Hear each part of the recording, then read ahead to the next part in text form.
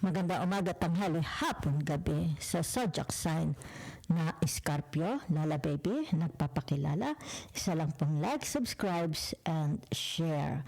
Para naman po matulungan lumago ang channel ni Lala Baby. Yan ha. Okay, para ma-inspired si Lola na magbigay ng everyday reading para sa inyong lahat. So, tingnan natin ang tinatawag the first week of February.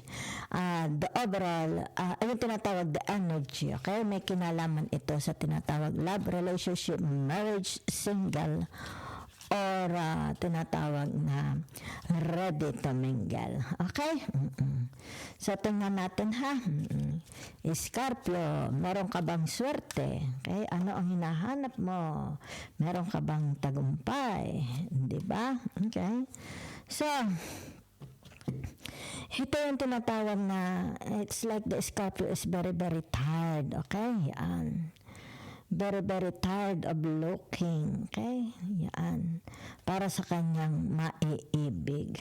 Di ba? Okay.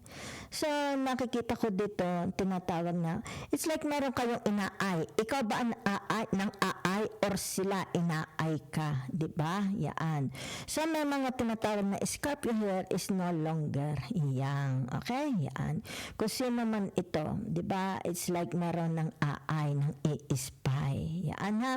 So, ibig sabihin nito yung tinatawag, nagbibigay na siya ng signal. Okay? Giving a signal. Yan ha. Okay.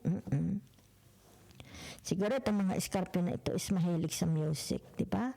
Sa mga piano, whatever. Yan ha. Okay. So, ibig sabihin nito yung tinatawag na it's like pinangungunahan na niya, di ba? Nagbibigay na siya, okay? Ng sign na may gusto na siya sa taong ito, di ba? Yan o, kita ninyo. It's like, ayaw ko na maksaya oras ko. Okay? Kailangan gusto ko na magkaroon ng ka-partner. Diba? So, narito ang tinatawag na the death. Okay? First major arcana. Okay? So, narito ang tinatawag na the 9 of Pentacles and the 10 of Cups. Yan ha. So, ibig sabihin nito yung tinatawag na a victory, a success, di ba? Tinatawag na till death do us part. Till death do us part, di ba? It's like tinatawag soulmate sila, a happy family. Yan ha. Okay. So, ito yung tinatawag mga siguro nasa already in a relationship. Okay? Pero itong first 3 cards, yan yung tinatawag na pagod na sila sa pag-iisa. Diba? Siguro na-realize nila, gusto na nila mag-asawa muli. Kaya dito yung tinatawag, nagbibigay na sila ng signal. Diba? First move. Yan. First move comes from them. Okay? Ikaw man yan or sila. Diba? So, ibig sabihin naman ito, if you are already in a relationship, is tinatawag na till death do us part, di ba? Hindi na sila magkakahiwalay. So, tingnan natin, okay? Yan. Sandali, tinaano ko yung para magkasya. The 3 of Swords, okay? Strength, okay? Yan, okay? So, ibig sabihin nito, meron ditong nasasaktan, di ba? Meron dito yung tinatawag, patutunayan ko sa'yo, huwag mo lang akong iwan, di ba? Patutunayan ko, ibibigay ko lahat sa iyo, di ba? Kasi narito the lovers, di ba? Yan. Pero meron ditong the 3 of Swords, di ba? So, ibig sabihin nito, kung halimbawa, from the past relationship, di ba? It's like tinatawag na, minahal mo nga siya, binitrade ka naman niya, di ba? Kumbaga nagkaroon ditong dissatisfaction. This time, kaya lumabas ang tinatawag na the lovers. Yan, ha? Okay. Hindi na mauulit. It's like matatagpuan mo na ang iyong true love, true kapartner. Yan, ha? So, tingnan natin. Okay? Dito. Yan, ha? Ito yung tinatawag from the past. Ilang beses kang umibig.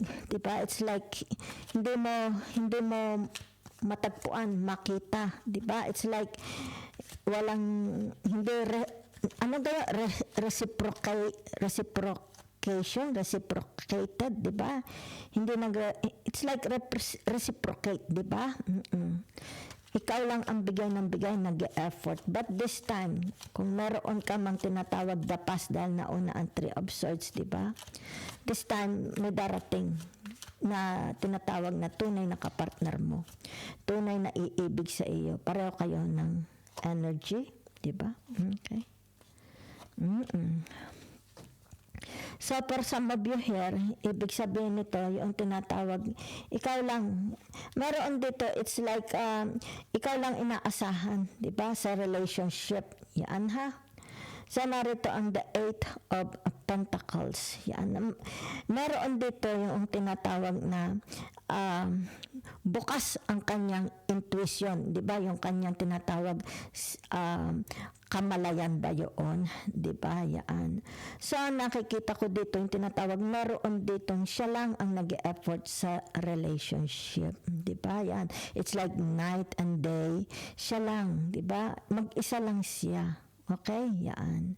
So, ibig sabihin nito yung tinatawag napapagod siya sa relationship na ito. Diba? It's like sabihin na natin, ayoko na. Diba? Heartbroken ako.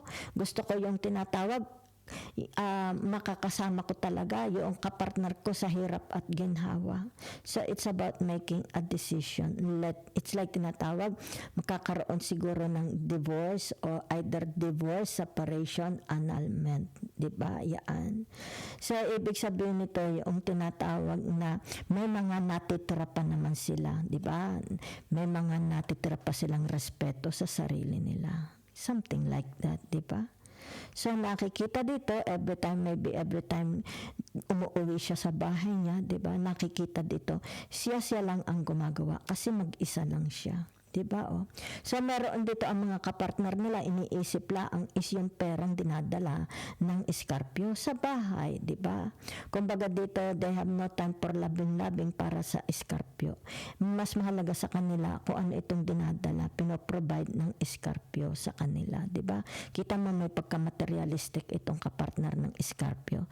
So, it's about time. Ibig sabihin nito, yung tinatawag, wala tayong sharing. Walang sharing. Okay? Ang nakikita dito, give lang ng give ang Scorpio. Ito namang kapartner niya, take lang ng take. So, it's about time to decide. Diba? It's like, let's, tinatawag, maghiwalay na lang tayo ng landas. Okay? So, tingnan ko. Okay? The message of the universe, the advice from the universe para sa mga Scorpio. Departure. Okay? Ibig sabihin ng departure na ito, hindi na siya mapipigilan. Kailangan kasi narito ang the tower, di ba? So, it's more about iiwan itong relationship na ito. Okay? Yan, oh. Yan. Masakit man sa kanyang kalooban, kailangang iwan ang relationship. Maybe for some of you here, yung tinatawag na magkakaroon ng, yung tinatawag na itong mga batang ito, kung may mga batang involved, they are product of a home. Ano tawag doon? Tinatawag na produkto sila ng wasak na tahanan. Diba? Pero ibig sabihin nito yung tinatawag sa pag-alis niya, sana matagpuan niya yung kanyang tinatawag na soulmate. So, ang nakikita ko dito, the message or the advice from the universe, kung nahihirapan kayo, di ba? There is no reciprocal ba yun? Ibig sabihin, wala man na ang pagtulong, di ba? Walang pagdamay from this person. Yan. So, ibig sabihin nito, you decide. It's in your hand, di ba? So, maaari ito tinatawag in the month of April. Yan. Mayroong aalis or ikaw ang aalis. Okay? Ibig sabihin nito, find where the green grass. Okay? Where the grass is green. Yan ha. Find your true soulmate. Yan ha. Hanapin mo. Di ba? It's like tinatawag, binibigyan ka ng permiso ni universe na hanapin mo ang taong tunay na magmamahal sa iyo.